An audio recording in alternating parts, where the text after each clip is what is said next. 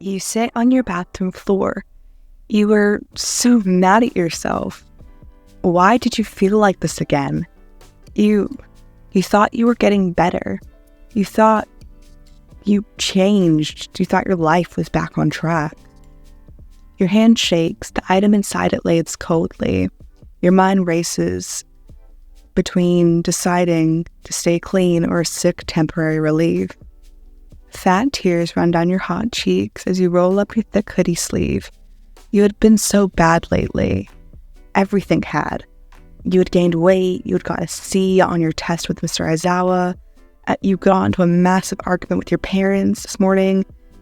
And you just had to shut up and do it. Oi, dumbass. You awake? You freeze. You heard that familiar voice of your boyfriend through your dorm room door. Shit. You quickly mutter, standing up to wrap a towel around your arm. Dropping the item in the trash can, you hear his loud bang through his calloused hand. He was banging his hand on the dorm room door. Oi, Juan, open the door, idiot. You hurry, pulling down your sleeve, smoothing down your hair, and wiping the tears to make yourself look at least somewhat presentable. Coming, Katsuki. You can hear him scoff behind the door. Whatever. You hear him mutter, his voice gruff as ever. You eventually flick the lock to your bedroom door, and your blonde boyfriend stood there in a black hoodie and some sweatpants that hung low on his boyish hips. The bando's Calvin-Klein underwear peeking out just barely. You clear your throat. Hi, baby, you whisper. His face immediately frowns. Well, more than he already was. Hell's wrong with you? He cuts you off, raising an eyebrow. Your eyes looked red and sore. Your cheeks were stained with tears. You been crying or something? He scoffs, but he can't help the way his heart speeds up just a bit faster. He puts his hand on your waist, pushing you gently so he could get in, noticing the way you flinch slightly. Yeah, I watched some of those sad video compilations, you mutter, coming up with a cheeky excuse, pushing the hair behind your ear with your hand as you suck on your teeth lightly. Your wounded hand brushes against the fabric of the hoodie. Oh, that's dumb, he insults, before making himself comfortable in your big bed. Oh, I don't think we should hang out, Katsu. I just, you try to make up an excuse. You don't want me here, huh? He says rather boldly. No, it's fine. You smile fakely. He looks at you for a moment. Bullshit, he mutters.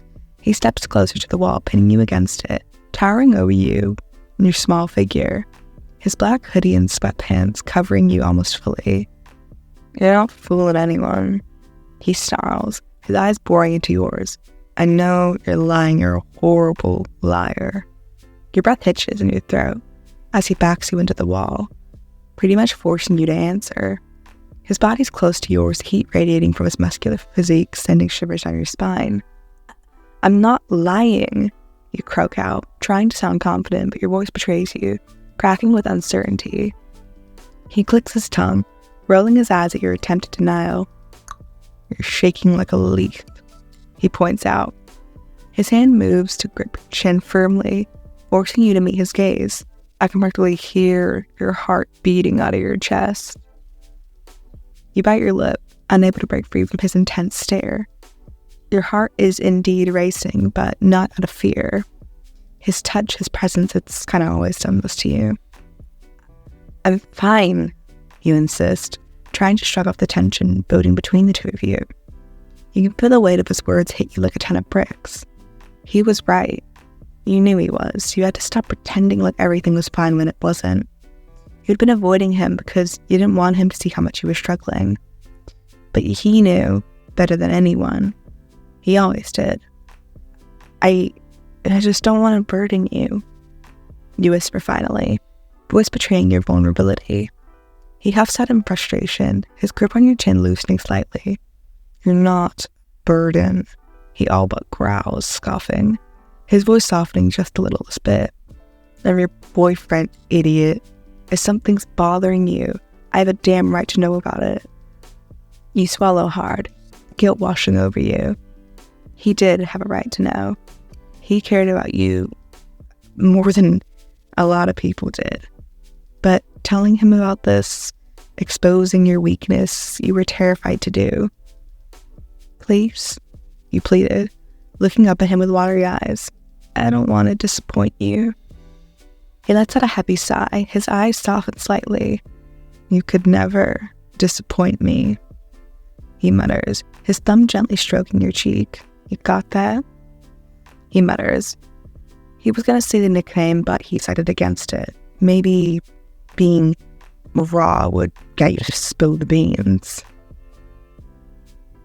His touch sends a warm shiver down your spine. The realization that you really couldn't hide from him. You couldn't hide anything. It hits you like a train. And yet, his gentleness is a stark contrast to his rough demeanor. You really want to know what's wrong? You manage. Your voice barely above a whisper, and he huffs again, the corner of his mouth twitching into a slight smirk. Of course I want to know, idiot. Just quit trying to keep it all bottled up in that pretty little head of yours, he teases, his finger gently poking into your forehead. You couldn't help the small laugh that escaped your lips with his playful jab. That's what you loved about him. He always knew how to lighten the mood, even when things got heavy. It's stupid, you admit, looking away. You'll think I'm overreacting. He rolls his eyes, grabbing your chin again and turning you back to face him. I don't care if it's stupid or if you're overreacting, he retorts. Just spill it. I can handle it, dummy, he assures. His tone was firm yet gentle. You took a big, deep breath in, gathering the courage to finally tell him everything. It's just been a rough week, you start, unable to meet his gaze. School's been stressful and I've just been really down on myself lately, okay? And you didn't think to talk to me about it, huh? He asked, his voice slightly stern. Why didn't you tell me, how you were feeling? He questions, his grip on your chin turning slightly possessive. You wince slightly, the guilt weighing heavily on your chest. I didn't want to bother you, you said, your voice small. I know you've been busy with training, and I didn't want to add to your stress. He huffs again, the sound somewhat exasperated. How many times do I have to tell you that it's not a bother? He growls, his hand coming up to cup your cheek fully, his thumb tracing it. You're my girlfriend, dummy. You know by now that you can come to me with anything, no matter how stupid it is. Tears well up in your eyes at his words. They started to sink in. He was right. You were so used to keeping everything so bottled up inside that you didn't really know how to talk to anyone. You just kept it shut and made it worse for yourself. I'm sorry, you mutter out, feeling so useless. Your voice was shaky. I just feel so useless lately. He frowns, his eyes narrowing, and he hated it. He hated the way you talked about yourself. You are not useless, he states firmly, his voice booking no room for argument. You are one of the most determined people I know, idiot. His other hand moves to cup your face, his thumb wiping at your stray tears that were streaming down your cheeks. It's all gonna be all stupid. Just lean into me a little, you know? Yeah, you mutter. He nods in response, slightly indicating that you should continue. His hands hold onto your face, his thumbs gently stroking your cheeks as he looks at you with a mixture of concern and frustration. It's just, you struggle to find the right words as you tremble slightly. I keep feeling like I'm not good enough, like I'm not doing enough. I'm constantly comparing myself to others, and I can't seem to shake the feeling of not being enough. Your boyfriend's eyes soften slowly. As he listens to your words, his expression turning sympathetic. He lets out a big, deep sigh, gently caressing your face. Comparing yourself to others is just setting yourself up for disappointment, stupid. He scolds you, his voice firm yet tender. You shouldn't do that. You're not them, you're you, and that's more than enough. You're gonna make a damn good hero one day. Your heart warms at his words, a pang of guilt coursing through you for not confiding in him sooner. I know, it's stupid to do that, but You murmur, looking down at your feet. It's just hard. And I'm just like around people that are constantly telling me I'm not good enough, or smart enough, or beautiful enough. Your boyfriend's brows furrow at that, his expression becoming much more serious. Who the fuck's telling you that? He asks with a hint of anger. Who the hell is making you feel like you're not good enough? I mean, it's nobody specific, you mutter, unable to meet his gaze. It's just everyone in school, I guess, like the media, the school, I don't know, society. I'm just like constantly bombarded with these messages telling me I'm not thin enough, I'm not beautiful enough, I'm not successful enough. Tears welled up in your eyes again, the weight of your insecurities and the constant pressures to conform to societal standards overwhelming you. Your boyfriend gripped your face slightly, his fingers tracing your jawline as he tried to meet your gaze.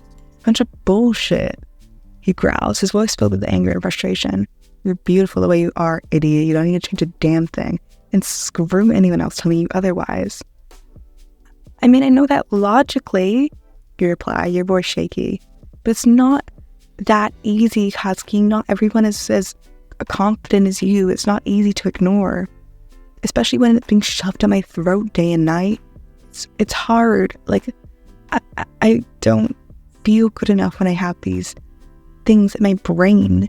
You try to explain to your boyfriend. Obviously, he wouldn't understand on a personal level. He's just not that insecure. Your boyfriend's expression softens. He steps closer, his chest nearly touching yours, so he gently lifts your chin, forcing you to look at him. You are more than good enough, he assures you firmly. You're smart, you're strong, and you're damn beautiful. You don't need to pay attention to those bullshit standards. They're just there to make people feel bad about themselves. But you are so much better than that. How do I stop feeling that way? You ask desperately, your voice almost pleading. How do I stop comparing myself to everyone else? How do I stop feeling so... I don't even know how to explain it. Your tears kept falling, the heavy weight of the insecurities crushing your heart. Your boyfriend's thumbs moved to wipe once, your tears against once more. His touch gentle. You just have to remember that none of those things define you. He replies quietly. You're more than just your looks, or you're intelligent, you're kind and strong, and you got that heart that's big enough to engulf the whole damn world. His words hit you like a wave of comfort. It's unbelieving, but it makes your heart swell. But you start, your voice barely up a whisper. What if I can't shake these feelings? What if I can't stop, no matter how much I try? You just have to keep reminding yourself your worth, dummy. To tell yourself that you're enough, no matter what anyone else thinks, anyone else says. He replies, his voice firm yet soft. You have to learn to love yourself, flaws and all. It's gonna be easy, but I think you can do it. You're strong enough. His words hit you like a ton of bricks. He makes it sound so simple, but it's not that easy. It's easier said than done, you murmur, looking away. I just don't know how, but I guess I can try for you. He smiles, bringing you to your bed. It was hard to deal with your insecurities, but with Katsuki by your side, maybe you could just do it. And maybe you could just be happy again.